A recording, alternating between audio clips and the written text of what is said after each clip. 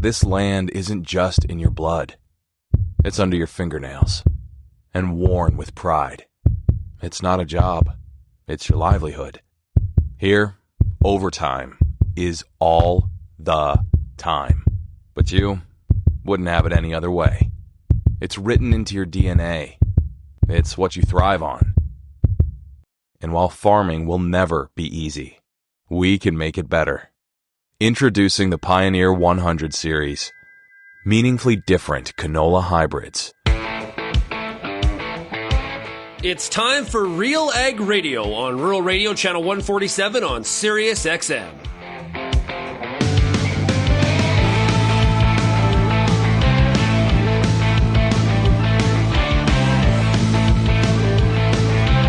RealAg Radio and RealAgriculture.com is your home for insight and analysis of the issues that are impacting your farm business. Let's get real and get connected with RealAg Radio.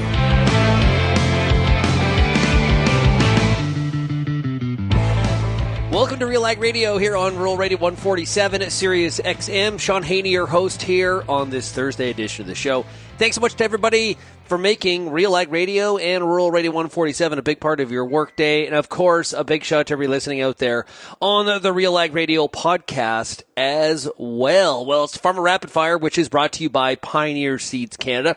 You know, Pioneer Seeds Canada has stepped up to be the exclusive sponsor of the Farmer Rapid Fire, and we thank them very much and appreciate them being so interested in what farmers have to say and what's happening across this country. There's a lot of variability. There's a lot of different concerns. There's a lot of different opportunities, and Pioneer sponsorship is really an important part of this show every single Thursday. Let's talk about Pioneer 100 series, the highest yielding Pioneer brand canola hybrids ever. This isn't just better canola, it is different canola. Contact your local Pioneer sales representative or visit pioneer.com/100 series to learn more. That is pioneer.com/100 series. Okay, today the lineup of farmers, we've got Dan Petker coming out of Ontario. We've got Sarah Weigum, who is in Alberta. We've got Josh Lade in Saskatchewan. And our Pioneer Seeds agronomist is Greg Stops coming out of Ontario. And we also have a newbie. We got a rookie, a freshman to the Farmer Rapid Fire here today. We're going to be joined as well by Tracy Court, who farms with her family in Manitoba. If you have any feedback on today's show, we'd love to hear from you. You can send me an email, shaney@realagriculture.com, or send those texts to 855-776-6147. And we start off this week's Farmer Rapid Fire in Three Hills, Alberta, and we're talking to Sarah Weigum. How's it going today, Sarah? Great, Shaun. How are you today? I'm doing pretty good. So, obviously, harvest wrapped up in your parts. How did it go this year? Really good. Surprisingly, I think for a lot of people, considering we've come off of a few drier years with lower yields, definitely some record-breaking yields for myself as well as some of my neighbors. The cereals, wheat, barley, fall rye were best of my career, and peas and canola were strong too. So, and flax as well, which we just finished on Friday. So, just in the nick of time before Thanksgiving. But yeah, it was a great harvest, perfect weather. So we're pretty happy. Wow, that's honestly, that's great to hear. Okay, so you mentioned the weather was perfect. Is that the kind of the story of the year? Not too hot in the summer and got some moisture through kind of a traditional time of the year when we don't get a lot of moisture. Yeah, July was very wet and cool. I was gone for kind of a couple of weeks in the middle of July, and that's when the rain kind of started, and I got home and it was still rainy and cool. And I started to be a little nervous that it wasn't going to turn into good harvest weather, but just when we needed it to, the sun kind of came out and things dried up. So yeah, really surprising. I mean, even when I sprayed my crops in June, I didn't have any huge hopes for them. They looked kind of okay.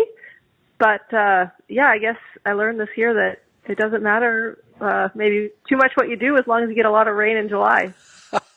Well, but there is an important piece of this too. Like when you said you're out there in the sprayer, it was okay. It wasn't terrible. It was all right. Don't give up on the crop. Don't give up on the crop. You know, plants are amazing. What's interesting, though, is sometimes we can be, especially when the commodity prices aren't in our favor, we can have that mentality to give up on the crop, right? And so we kind of always got to remind ourselves of years like this. Now, is everything for seed this year, or you've got some commercial production? We've got a little bit of commercial peas and wheat, and then canola is all for commercial sales. But yeah, our cereal quality and the pedigree peas and flax look really great. Now, do you have your own cleaning plant, or do you clean at the Three Hills plant? We clean at the co-op plant. Yeah. That plant's, did they just do or is it relatively new again? Like, did they do a refurbishment, or I can't remember. I think 2022, I should remember this because I'm on the board, but 2022, I think we did a retrofit, and so increased our capacity from 400 bushels to 800 or 1,000 bushels an hour. And wow. yeah, it's going really good. Yeah, it's a very progressive plant, so I'm happy to keep my business there and let them keep those wheels turning. Yeah. And strong reputation for being progressive from a management perspective and growth and things like that. Now, on the marketing of, we've talked a lot here on RealAg Radio recently about some of the issues with China and canola. How has that all impacted your marketing of the crop? Are you holding? Have you already sold some? What are you doing? We probably sold, I don't know, I guess 25% of an average crop off the combine, like pre-contracted, before the crop was harvested. And then when I kind of saw the big crop coming once we got started on the cereals, I sold a little more.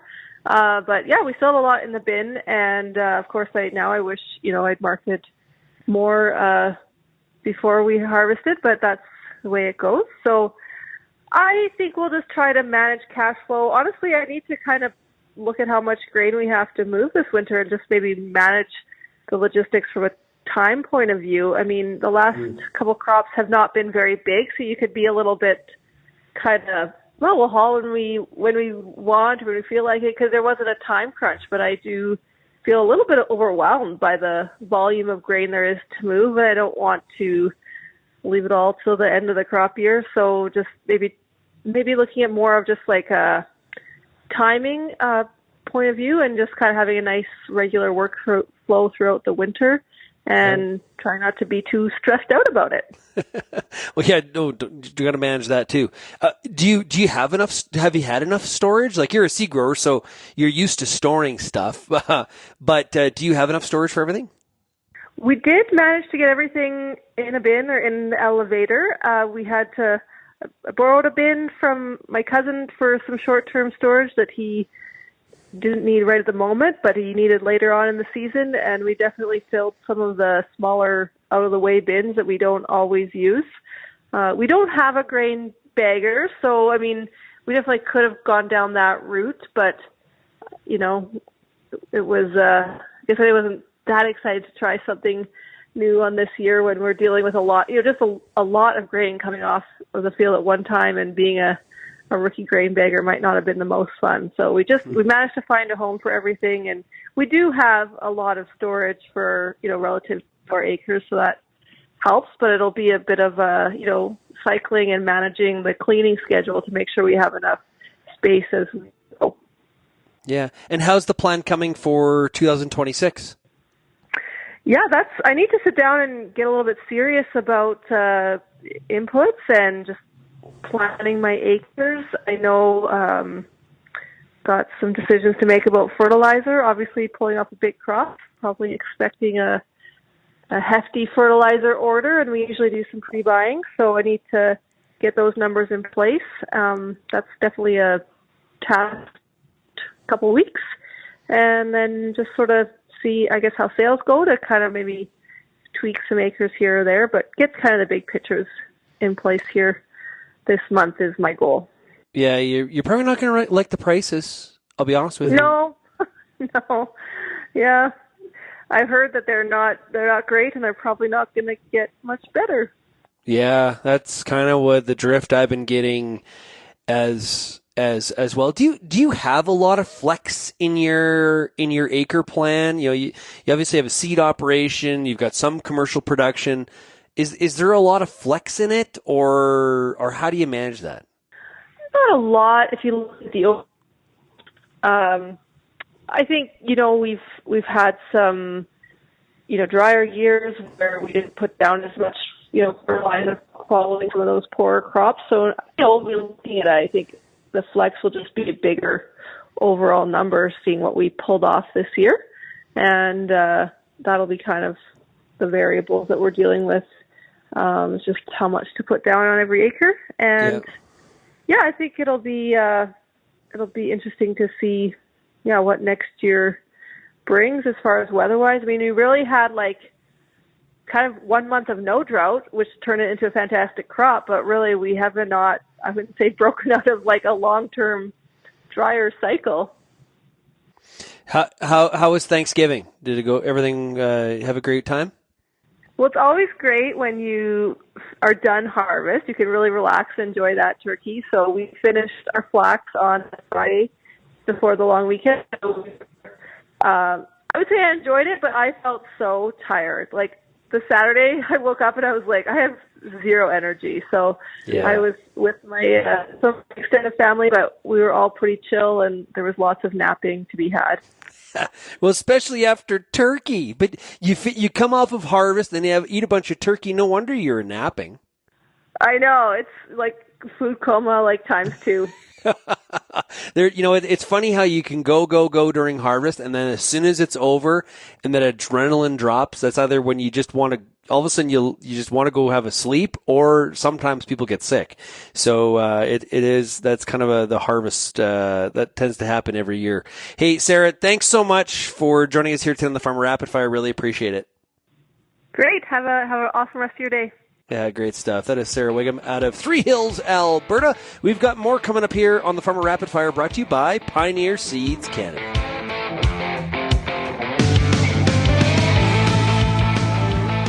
Time for a product spotlight, joined right now by Mark Alberts, who's the Senior Brand Manager for Invigor. Walk us through this Invigor Book and Buy. Really that opportunity for farmers and retailers that are looking to plan ahead, make their decisions for next year, and getting rewarded for doing so by November 14th, 2025. Which Invigor hybrids are eligible? Eligible Invigor hybrids are going to vary by province. Growers, keep in mind where you're located, and please search out invigorbookandbuy.ca for which Invigor hybrids are going to be right for you. So number one, growers, visit invigorbookandbuy.ca and figure out which eligible hybrids in the lineup are going to fit. Number two, visit your retail by November 14th, 2025 and book your intentions. Number three, go back to that same retail and purchase your Invigor hybrids in 2026 when you're ready to go, and you'll be eligible for a $30 per bag rebate that would get paid back to you in the fall of 2026. Just a quick plug for invigorresults.ca. If you're looking for some of those local proof points closest to your farm of which hybrids in the Invigor lineup might have a good fit.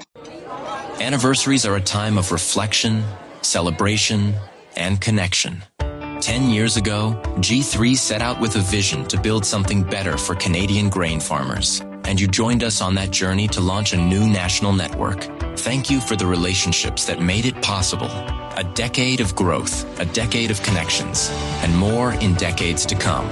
Connect with your farm business representative or find your closest elevator at g3smarter.ca.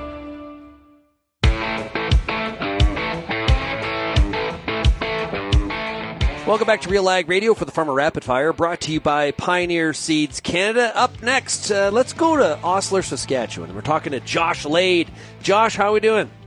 Yeah, good. Thanks, Shaun. Yourself? Hey, man, I cannot complain. Harvest completed, I'm assuming. How did everything work out? Yes, we finished up right at the start of October there. Really good, actually. I think, the way it's looked, I've got to go back to the numbers here, but our canola, I think we probably top 10% we've ever had in recent time. Wheat not quite as good. A lot of our wheat was grown in some of the areas where we didn't quite get as much rain. We sort of farm over quite a big area, and average rain was anywhere from sort of 4.5 inches up to 8.5 for the year. So, yeah, but lentils were good. Peas are pretty good. Overall, we're pretty happy with the crop, and the Cinderella one would have been canola for sure. It was really good for us. Yeah, it was interesting. We were just talking to a farmer from Three Hills, and Sarah said that, cooler July and it rained in July was really the key for that canola outperforming what some of the expectations were. Same for you and Osler? Yeah, absolutely. Yeah, it's sort of a tale of 2 years. The year prior, we had some good rains as well, but we just had a really hot July. And the crop looked good in 24, but as, it's been talked about a lot, obviously, because a year ago, it just didn't perform, mid-40s sort of thing if we were lucky. And then this year, as you say, such a cool, wetter July. And I remember a more veteran farmer sort of said, you just wait, he said to me. He said, whenever we get these cool Julys, we've got big canola. And I was like, I don't know, because we haven't had a good canola crop for quite a few years actually up here. So, and that's exactly what we got. So, yeah, pretty thankful for it. Just hopefully the prices turn around now, Shaun. Yeah, well, that's the other part of it, right? Now, we won't complain about the extra volume. That does help us out a little bit. But, boy, we sure need the market price to kind of help us out here a little bit so we can really take advantage of that extra volume. Yeah. And I'm hearing some rumours that maybe China's coming back to the table if our government wants to release some of the tariffs on the EV stuff. But it's definitely positive news for now. Well, I guess we'll have to wait and see if that happens. But, for sure. The yield was really good. And even at the price today is still going to be profitable for us. It's just that, a good chunk of our farmers wheat as well, and even lentils. And we're going to need the canola to do pretty well to make up for the wheat because there's not a lot of, if any, profit in the wheat on our farm this year, unfortunately, at this stage. Yeah, I've heard that so I think a lot of farmers are in that same boat. What about the lentils? Have you been able to get the marketing of them? I've heard different stories out there. Some people saying they can't even get a bid on them. What have you been seeing? Yeah, we forward sold a good third of our crop, I guess, early on. So we are happy about that for now, obviously. But yeah, we just grow reds, and I was talking to my business partner this morning, actually. He's more the marketing guy. And there is, I believe, bids out there, but, we just sell a lot to Viterra and there's a price there, but whether, you put in, there's no guarantee you're going to get it. So, yeah, we haven't actually gone and sold any more at this point, so I couldn't really tell you if we can even sell them. But it sounds like, from what I'm hearing, the more of the specialty, the French greens and those ones are almost no bid, which is a bit concerning, I guess. Yeah, absolutely. That is concerning. Did you have enough storage then for this year, or because of that extra volume? Yeah, we did. We are fairly aggressive selling off the harvester.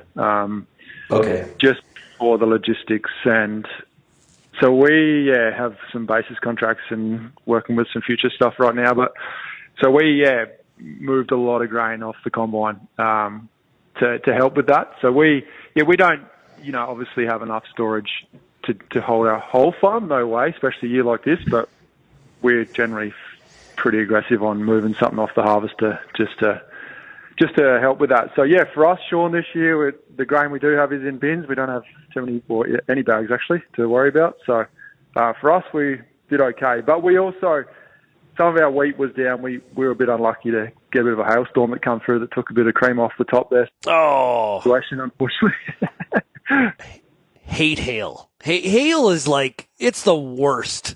Well, not we obviously realise that that's common thing to happen on the prairies. Like, I grew up in Oz, and I never saw much for hailstorms where I grew up. So, but this one, it come literally the day before we started harvest. So it was a real sort of a couple of days thereafter. You're like, gee, really? We've had generally the hail you get through the summer. There's a chance for a regrow, Shaun, but yeah, this one knocked peas straight out and canola straight out and wheat heads on the ground. It was all over. But yeah, no, look, it's one of those things. It happens, and it was kind of, honestly, when it happened, we're like, geez, because it did hit a good chunk of the farm, but we didn't expect our canola to do what it did. So honestly, it's worked out to be not too bad because the canola did a lot better than we thought. So from the revenue we thought we might make, we're not far off it anyway. So yeah, there's a bit of a silver lining.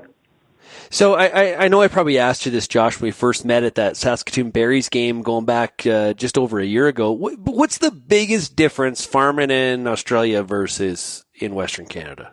Yeah, off the top, the biggest one would be just timeliness of operations. Growing crops where I was on Kangaroo Island or in the south and southern parts of Australia, we're often seeding at the same time. You know, that late April, May down under, which is very similar to here. But the harvest doesn't start until, honestly, another month from now. So, and that just meant that and the same spraying has to be done and all that, but you just have that time. So what I found a real eye-opener was just how quick the crop develops here. That's probably the biggest one, among other things like weeds, which is, you don't need to talk about too much about that. It's pretty obvious, the weed situation in Australia, and we're sort of catching up here a little bit too. But the biggest one is obviously that timing of operation, just because we're literally growing a summer crop here, and in Australia it's a winter crop. Yeah. Do you have a lot of challenges with weed resistance on your farm in Osler there? Yeah, we definitely do. Just the staples, the wild oats, is an issue, but not too bad. We've sort of got them under control for the most part, just sort of keeping them in their patches. I'd say the biggest one is obviously kosher, just the movement of kosher up and how quickly it is building resistance to modes of action. But it's not dictating the way we farm yet, which is definitely what I've seen on farms in Australia is the weeds are somewhat dictating the rotation, which we're not there yet, thankfully. But definitely, you know, I hope it doesn't get to that, Shaun. But yeah, the reality is that, you know, obviously you report on this stuff a lot. You're not hearing that weeds are disappearing, are you? Like, it seems like there's a new weed or a new mode of action that's biting the dust every year. So, yeah, I'm pretty passionate about it. We try and work pretty hard at it. We also have some seed crushers on the back of our combines to try and help with that as well. So, we have them, to answer your question, but they're not dictating what we're doing yet. But I'm very mindful of it. Oh yeah, you would be bringing some of that experience here. Like you know better than many people in terms of it can just be brutal, and weeds are a yield robber and a profit robber on any day. But when you're dealing with severe resistance and some of this, it just takes over your strategy, right? It becomes so much is trying to take care of some of that weed resistance. It can just be so brutal of a challenge agronomically to deal with. So important to keep some of those best management practices in mind for sure. Hey Josh, thanks so much for joining us here today on the Farmer Rapid Fire. Really appreciate it. Yeah, no worries, Shaun. Thanks for having me. Awesome stuff. That's Josh Lade out of Osler, Saskatchewan. We've got more coming up here on the Farmer Rapid Fire, brought to you by Pioneer Seeds Canada, right after this. For the upcoming growing season, take advantage of Rhizazor. Rhizazor performance has been proven on hundreds of on-farm trials, which you can view at fosssolutions.com. Additionally, growers can take advantage of the Rhizazor Grower Guarantee Program. This program protects growers' revenue up to $40 per acre if their yields don't match their 10-year APH. Discover the impact. Download the Rhizazor Performance Report to see how Rhizazorb is transforming nutrient efficiency and driving results in the field. If you're involved in the agriculture industry, it's important to stay informed on all the latest issues affecting your business. At RealAgriculture.com, we offer fast, reliable news, information, and insights to help you keep on top of all of the latest in Canadian agriculture. Visit RealAgriculture.com and sign up for our free daily newsletter covering everything from news, agronomy, animal agriculture, and much more. Visit RealAgriculture.com/subscribe today.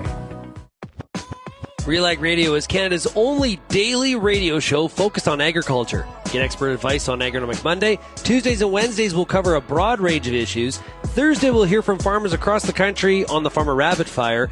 And we'll wrap things up Fridays with the RealAg Issues panel with Kelvin Hepner and Lindsay Smith. Join us Monday through Friday at 4:30 Eastern. And don't forget about the replay at 7 in the morning on Rural Radio 147, Sirius XM.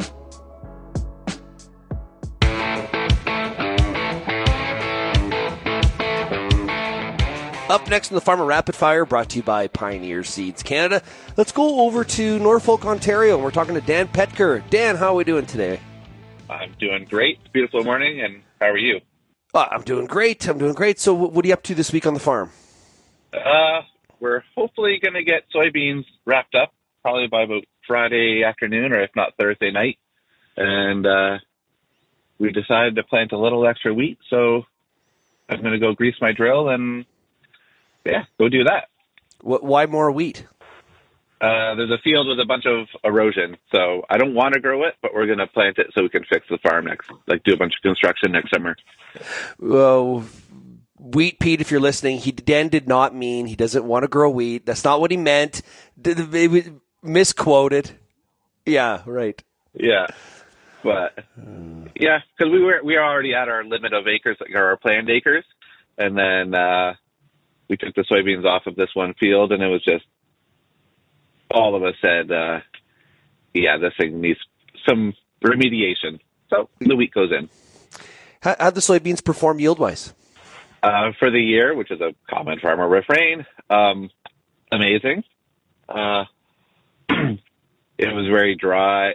We started wet, got very, very dry. We had a couple of life-saving rains in August, and that makes bean size. So, like yesterday, we were cutting beans that were running 70 to 75 bushels. But if you go 5 kilometers north onto the sand, they are busy cutting 35 and 40 bushel beans. Wow. Okay, so big difference. Huge. What oil type and location. Okay, I was just going to say why the difference. How's corn been performing in the area? The only corn that I know that has been coming off is off of this droughted sand, and it's abysmal. My area of the county, we won't be picking corn for, I bet you another 3 weeks. Yeah.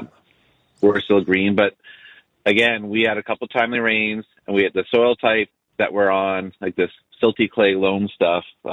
When we do get water, we hold it, and some of the corn's going to look amazing. And some of it will be not that great. Yeah, last week, I'm trying to think of my weeks here, but it was last week that I was in Ontario, and when I made the drive from Fergus back to the Pearson Airport, I did notice that there was some corn that, it's getting along, we're not too far, and then there was other fields of corn where, that's still pretty green. And that'd be like us, I bet you, over half my, I bet you way more, 3/4 of my crop is still 80% green. So just a little bit of flaring up from the bottom is what I want to see. It's all black layered, so it's all reached full maturity in good time. So, I have relatively high hopes of a strong average or high average year. Yeah, because we've got pockets of southwestern Ontario where moisture was a concern, and I've been hearing from some growers that they're concerned about the yield. They were pleasantly surprised by maybe some of their bean yields. They don't know where the yield came from, but they are worried about the corn. Oh yeah, I've heard some corn yields that are high double digits, and that's a train wreck. We should be. I think the Norfolk County average is around 180, maybe 180 bushel. I may be wrong on that, but it's there you can kind of at least break even and make a little bit of a living. But at 80 to 140 bushels, that's a crop insurance claim in a big way. And, crop insurance is not a living. How's your equipment been running this year? Fine. We've had some tractor issues, and but it's just again, a common refrain, parts are slow to come, and when they do come, they are bloody expensive. Even nuts and bolts, from Fastenal, it's crazy. Why have they gone up? Yeah, that is definitely a concern. Do you think that we're going to see a lot of, last year farmers said they were intending to cut back on machinery purchases? It hasn't really panned out in Canada like it has in the U.S. Do you think that's going to be a message we're going to hear a lot about this year as well? I see that. I've read articles where, the Canadian iron purchasing is still in full swing. But I talked to some salespeople for green and red, and they're like, it is tight, like awfully tight. So I can't see a lot of money getting spent unless it's a absolute need. You'll see a lot of just repair work and maintained of equipment for the next couple of years. Yeah. Any fall projects you've got intended for this fall? Not yet, but I when I sit in my tractor and I kind of think of a few things of, you know, there's a tree line we need to pull down, but that's winter work. And I'm trying to think of something cool, but again, you know, those cool things cost money. So we'll see where we're at by the end of all this, and then we'll figure something out. Yeah, you know, as you look ahead to 2026, you are going to put a little bit more wheat in than maybe originally had planned. You're somebody that I perceive has kind of, you've got things projected out a number of years. You're not a big flip flopper on acres, are you? No, and it's just I have friends who are already talking about planting more soybeans. I'm not doing that. Like, we'll just kind of maintain our rotation and, you know, just ride on the highs and lows and carry on. And what's the main reason that you're hearing that? Fertilizer prices and related to how much you got to use for corn? Yeah. Like how much it takes to put in an acre. And, well, like your comment earlier from when you were here in Ontario last week, like farmers are surprised at where the bean yields came from. So sometimes those, like, you know, it costs less to put an acre of beans in. You know, a timely August rain or a September rain will really make a crop. And where with corn, it's already kind of determined by that time. So if it's been hot and dry, you know when you have a failure. But beans, somehow, you know, you can keep kicking them and you give them a little bit of hope and off they go. So Yeah. that is why the guys are really hit this year. Yeah. Oh man, the planting decision is always one that is always so fascinating to me, especially at a time where, like, there's the upfront cost part of it, but there's also obviously what return can be projected as well, right? And so, yeah, it's and I think for a lot of farms in Canada and for sure in the US, like, this is like in these little bit tighter times, we're trying to manage cash flow, and what do we have, you know, from a banking, you know, operating loan standpoint, it all comes together in a puzzle. Yeah, and it's I know of a few guys too who's like some of their land purchase loans are coming up for renewal, and they've been riding on a pretty easy interest rate. And I don't think the interest rate's going to be so smooth when they have to redo. So right there's another pressure. And how do you manage this? Yeah, and we saw in the Farm Credit Canada's first 6 months of the year, their land value report, Ontario land was flat. Yeah,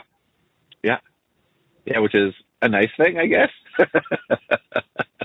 But, you know, like if the value goes up, at least you have something more you can leverage. But if you're looking to buy, I'd like to see flat to down.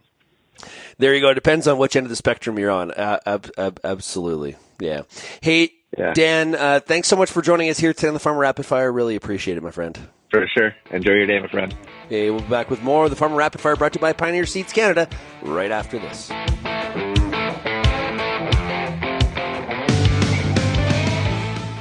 Soil health is under pressure, but real solutions start below the surface. Black Earth offers a full suite of humic solutions, from high-purity granules to powder, liquid, and soluble formulations, all powered by pure Humulite. Formulated for performance, backed by consistency, trusted by growers worldwide from one of the world's rarest reserves. Grow stronger with the power of Black Earth Humulite. Learn more from Mine to Market at blackearth.com. Peter Johnson at WheatPete, RealAgriculture.com. I'm the host of The Word, and I love doing The Word. I love the questions. I love the challenges. I love having to apply agronomics to all over the globe and areas outside of my normal jurisdiction. Also, I love the feedback the most, where growers challenge me, tell me about their plot results, help me to learn. The Word, absolutely the best part of my day.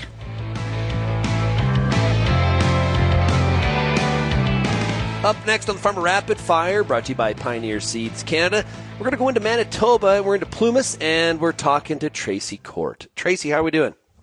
Hi, Shaun. I'm doing great. Thanks for having me today. Yeah, it's great to chat with you. We routinely talk to your father, Randy, and it's great to have you on the show here. You can give us the real details of what's going on over there at Court Farms. Absolutely. Okay, so how's harvest been? Well, like here, harvest is all wrapped up. Bit of a struggle off the start. We had too much rain and a little bit of, could be some quality issues now going forward. Like we've seen a little bit of bleaching and sprouting, but we're still waiting to see those results back. But in the end, like the weather all turned around. We got everything off and things are looking good. Okay. And I guess when will you fire up that cleaning plant? Is that something that happens more when it gets cold out, or you already started? We're going to be starting right away. Kind of just watching the weather here. We want to try and do our peas and soybeans before things get too cold, because then the seed gets fragile if it gets too cold. So we like to do that while the temperatures are still warm. Do you have any winter wheat? We do. Yeah, we put a half section in the ground this year. Okay.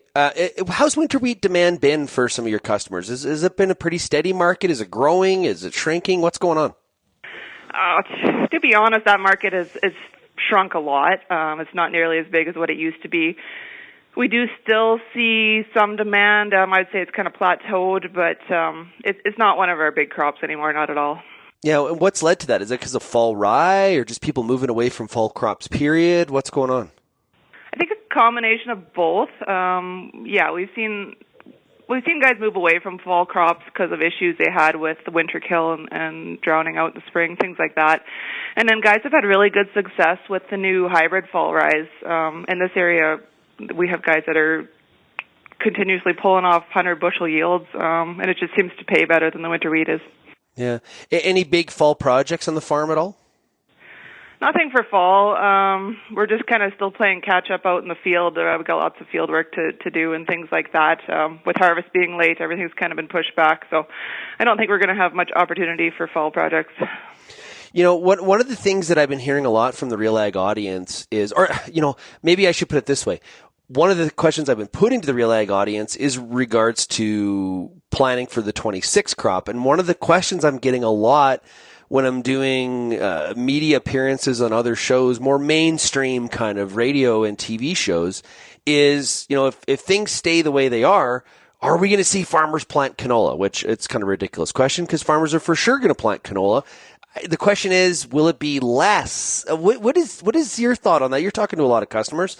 Do you see less canola planted if things stay the same, or about the same? I can't speak for all of Western Canada, but I know in this part of the world we're definitely seeing a pullback, and I would say that started last year already. Guys just aren't getting the yields anymore. We've been dealing a lot with a new disease called verticillium, and that's been really impacting the canola here. We're seeing a big switch into pulse crops and soybeans. We're kind of maybe a little bit privileged in this area. We have more options other than canola, but I'm definitely seeing a pullback here. Yeah, and this year, did the canola perform a little bit better in the area? Because that's one of the things we've heard a lot from, you know, if somebody was to ask me about canola yields broadly across Western Canada, I would say they've surprised people, and we're definitely, you know, above a traditional average. There was a lot of surprise this year. I would say across the board things were average to above average. I haven't heard of any disasters, that's for sure. So I think guys are pleasantly surprised. Yeah, have you booked any fertilizer for next spring? We haven't done much on the fertilizer front. It's a little bit frustrating, to be honest. We've seen record low grain prices coming in, and fertilizer is still very high. So we're sitting and waiting at the moment. Probably going to have to do something soon, though. Yeah, very frustrating for a lot of growers. And as I was saying to somebody earlier here on the show, it doesn't feel like it's going to be the opportunity for it to go lower just doesn't feel it really is there right now. Not to say it can't, but it definitely feels like there's some buoyancy to it. Yeah, I would agree. Like, politically and globally, there seems to be a lot going on that I think is going to keep the prices high. I think you're right about that. Yeah. How is fall? How is spring 2026 crop planning coming along? Pretty good, I guess. As a seed grower, we have to stay somewhat flexible in our crop planning.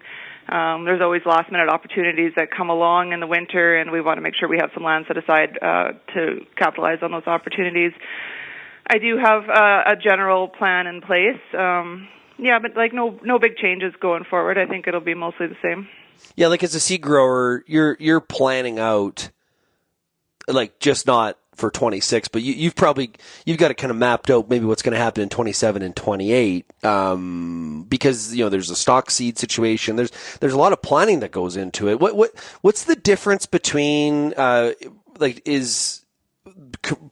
seed production versus your commercial? Is it what kind of split is that? We're really focused on the seed production here.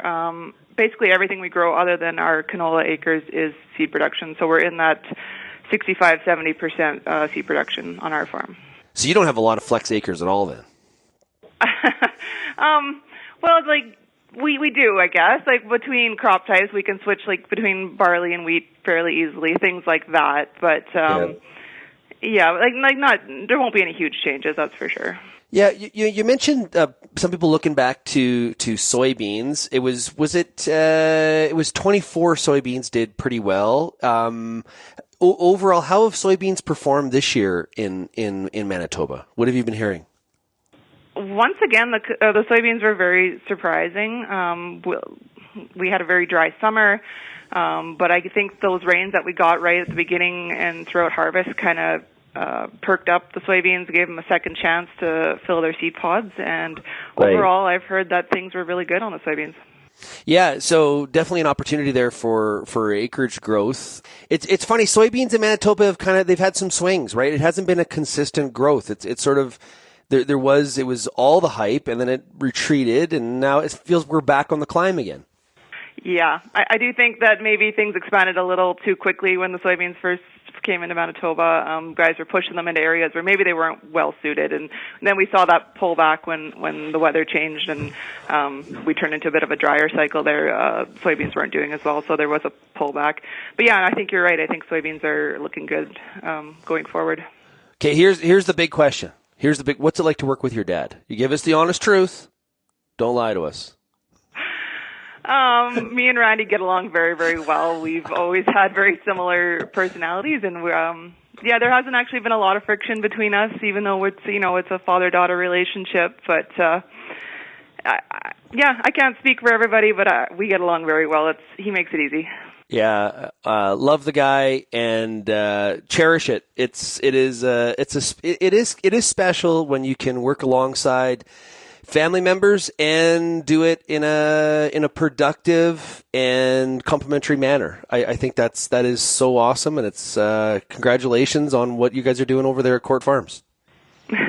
Thank you very much. I couldn't agree more. I do actually really enjoy working with my family every day. It is one of the great privileges of being back on the farm. So just before we wrap up here, what have you done that you think makes it work? Is there just you guys have regular meetings or discussions, or what has made it successful? What has made it successful? Lots of open communication. I feel like neither one of us make any big decisions without consulting the other one. I think we both feel like we're equal partners in this. And I think that's important, that one person doesn't feel lesser than the other. So. Yeah, great stuff. Well, hey, Tracy, thank you for joining us here today on the Farmer Rapid Fire. Really appreciate it, and can't wait for our next talk. All right, Shaun. Thank you very much. That is Tracy Court out of Manitoba. We'll be back with more of the Farmer Rapid Fire here on Rural Radio 147, Sirius XM, brought to you by Pioneer Seeds Canada.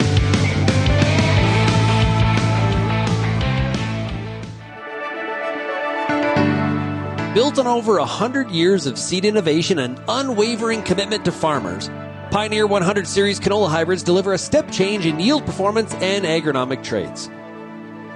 This isn't just better canola, it's different canola.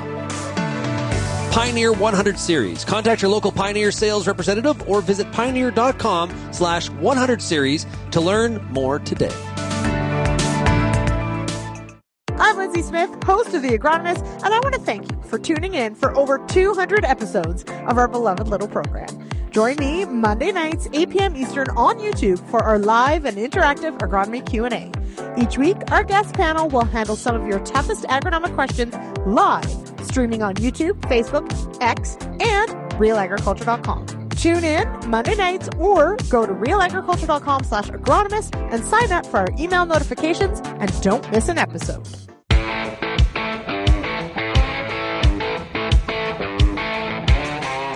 Welcome back to RealAg Radio here on Rural Radio, Channel 147, Sirius XM. I am Lindsay Smith, just hopping in for Shaun Haney for a moment. Joining me, it's Greg Stopps. He's a rep with Pioneer Seeds Canada. Greg, how are you? I'm great, Lindsay. Thanks so much for having me back on. All right. Now, remind everyone, of course, what area of Ontario do you cover? So I'm area agronomist with Pioneer, and I'm covering kind of south central Ontario. I get to cover beautiful Perth and Huron counties and a little bit of Bruce, a little bit of other surrounding counties, but kind of that real heart of south central Ontario. Mm-hmm. Bruce County to keep you humble, right? No. Things are wonderful in Bruce County most years too. It's a beautiful place as well. Yeah. Yes, exactly. Okay, now to unpack. So here we are. We're I hate to say it, mid-October, if you can believe it. We are seeing, of course, some yields coming in on the corn crop. Some discussion about what's out there. I think most of the time we're hearing variability, and even within the field itself, like each individual field. What are you seeing with your growers right now? Yeah, so we're seeing much the same, right? I mean, and I kind of expect that after having watched the soybean crop come in, seeing yields fairly variable across regions from field to field, even from concession to concession. All of that lined up with the moisture we were given this year, right? We experienced some real drought conditions, and that was worse in some pockets than others, right? So creating some of that variability, and then expecting that variability even within fields based on soil texture, drainage, other stressors that can be brought out and made even worse by some of those drought conditions. So we're definitely seeing some of that. Early indications, I've been fairly pleased with yields that have come off, especially as we got started onto silage. They're maybe not as bad as we were bracing ourselves to be. They're not even, it's hard to even use the word bad. A lot of yields have been pretty good. We're probably just closer to that average, that 10-year average, than we have been for the last couple of years. And the last couple of years in this area have been kind of record-breaking yields. We've been overwhelmed with success, I would say. And this year we're going to be a little closer to average, right? So it may seem that we're kind of lower. It may hit a little harder given commodity prices and things like that. But initial yields from silage, some of the high moisture corn that we're getting into, it's been pretty good. At the same time, some of those hard-hit drought areas are surprisingly, a little bit lower, right? Like it's not unheard of to see fields running closer to that average of just under 200, even 180, but swings in those fields from 100 bushel on real dry patches all the way up to 220, 230, right? In the really good areas. So that variability exists, and we're going to have to brace ourselves for that and expect it, right? Mm-hmm. Now, drought, I think, or dry conditions, depending on where you were, really the story of 2025 for the soybean and the corn crop. Diseases, though, an interesting sort of mix out there, certainly. Many producers saying, tar spot, which needs that leaf wetness, didn't really become an issue. But where fungicides were put down, still probably some ROI there. So what are you seeing on the disease threats and sort of the ROI of the fungicide pass? Well, I think on the disease side of things, it just goes to prove that old adage, right? Like just get the agronomist to talk about that disease all winter long, and it won't show up that next year. We talked so much about tar spot last year. And sure enough, those conditions didn't really present themselves. That doesn't mean the disease isn't going to be a threat. And as I drive around and look at plots now today, there's more than enough tar spot out there. Is it driving any impact on the crop? No, I can't realistically say that in the area I cover, it is driving an impact. Is there much ROI from the fungicides and stuff that everyone rushed to put on this year? I think there actually still is. More from just the overall impact we get with fungicides on plant health. Plant health is multifaceted and can help with some of that drought stress as well. Just allowing plants to recover a little bit once they get some rains back. I think we will still probably see a little bit of ROI from fungicide. Maybe not as dramatic as we saw it when tar spot was really heavy, but still dramatic enough. And I'd say tar spot isn't, the only disease we battle. There's other diseases out there continually year after year. Northern is starting to show up a little bit more again. We're in that cycle where I'm starting to see a little bit more of it on some hybrids that are a little bit more sensitive. They are benefiting hugely from those same fungicide packages that we put on for tar spot, right? A lot of the fungicides that we have today are really good on multiple diseases, especially the leaf diseases. And there's going to be more ROI, whether it's for tar spot or not. Maybe it's for northern this year, right? And we're going to see a bit of that advantage. And then the third disease that I always kind of think about in these parts is gibberella ear rot and the potential of that ear rot to produce dawn in terms of toxin loads. And there are enough pockets of gib that are starting to show up out there. It's not severe. Again, these dry conditions aren't ones that are conducive for spread of ear molds typically, but we're seeing a little bit of it, right? We're seeing some of those pockets. And if growers were to have applied a fungicide that is aiming at suppressing those dawn levels, they will likely have seen a bit of payback from that this year as well. I've certainly heard maybe some people surprised by how many pockets of gib they found. So again, not widespread, but maybe a bit surprising. So certainly, as you mentioned, definitely some things still out there, even if the talk of the town didn't rear its ugly head, that tar spot this year. Now it does, though, a trying year, a difficult year to me is usually also a great time to sort of pick some of those big winners, like some of those hybrids that really did well even in adverse conditions. What are you seeing in the field as far as what stories you're sort of pulling out of some of the hybrid lineup that you've got? What can you sort of help growers with when they're choosing for next year? Yeah, so I think, years like this are always really, really good from a learning perspective, right? Whether that's on disease, whether that's on overall stress tolerance and ability. There's definitely some really strong hybrids in our lineup. Some newer ones that are coming to our lineup that we've been able to trial in plots and things this year. And those are the ones that I always take a little bit more interest in because they're the first time we've seen them across kind of a larger amount of challenging acres. And it really lets us put them through their paces. And some of those really key characteristics are not always viewable every year, right? But drought stress tolerance is one of those really key characteristics. So to be able to put some newer hybrids and some existing ones through their paces in a dry year has been really educational for us. And there's a couple nice new standouts that we have coming to the table that look like they've handled that drought really, really well.